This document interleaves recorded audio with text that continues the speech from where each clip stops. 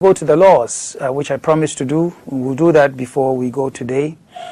Something happened that finally, the Nduom School of Business and Technology has received accreditation from the National Accreditation Board.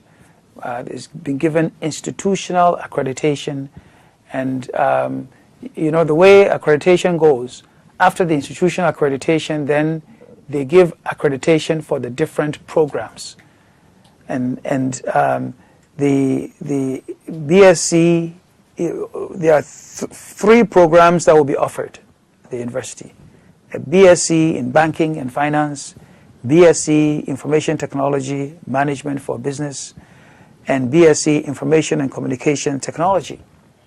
So these three programs, the accreditation board has given the accreditation first for the institution, so we can go ahead, and then secondly, they are sitting on each one of those degree programs.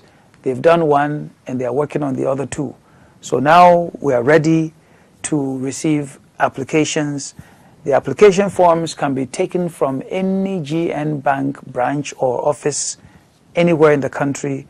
You can also download the application on the internet at nsbt.edu.gh. Let me say that again, nsbt.edu.gh. And if you want to call somebody, you can call 050-148-1243. That number again, 050-148-1243, or you can also call 050-1545-906, and that number again is 050-1545-906, and only 200 students will be admitted. We're only looking for 200 students to start off this year, and the doors will open November 3rd. And any application that is received, within 2 days, you'll get a response on whether you are accepted or not. And out of the 200 students that are admitted, 10% of them, 20 of them, will get full scholarship for accommodation and tuition.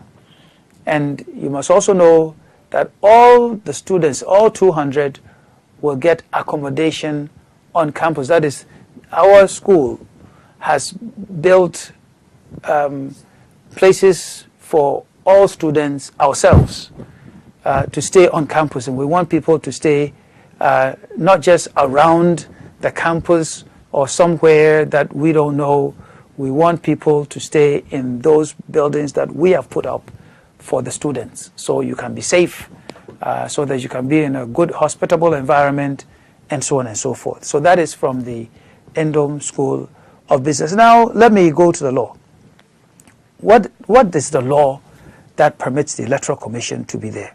Essentially, it is found in the Constitution, our Constitution of the Republic, and it's in Chapter 7. Chapter 7 is the one that talks about the representation of the people and the right to vote. And it says, everyone, all of us, it says every citizen of Ghana of 18 years old and above and of sound mind has a right to vote and is entitled to be registered as a voter for the purposes of public elections and referenda. And then, by law, our Constitution is the one that brings the Electoral Commission into being. And it says there shall be an Electoral Commission which shall consist of a chairman, 2 deputy chairmen, 4 other members, and the members of the commission shall be appointed by the president under Article 70 of the Constitution. Now, let me say, this is where I have a problem, that we should not have one person, the president, be the one, only the one, to appoint these people.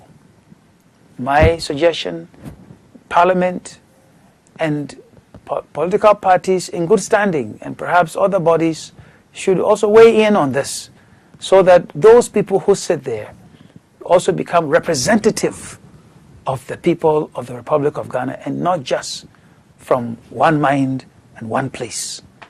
Because what had happened recently is coming from one mind, one place. And also, you know, when you elect a chairman of an electoral commission, that chairman of the electoral commission has the same terms and conditions of service as a justice of the Court of Appeal. So it means that that person is going to stay there for several years and with certain conditions. So you don't appoint such a person to a position like this lightly, not at all. And then let me also say that this commission is by law, it says it shall have the following functions: compile a register of voters and revise it at such periods as may be determined by law, demarcate electoral boundaries for both national and local government elections, conduct and supervise all public elections and referenda, educate, it says to educate the people on the electoral process and its purpose, to undertake programs for the expansion of the registration of voters, and to perform such functions as may be prescribed by law. Then it says, except as provided in this Constitution or in any other law not inconsistent with this Constitution, in the performance of its functions, the Electoral Commission shall not be subject to the direction or control of any person or authority. In other words, the Electoral Commission is meant to be an independent body. An independent body, such as the judiciary, and so on and so forth. And an independent body is not one that should allow itself to be shifted in any way by any persons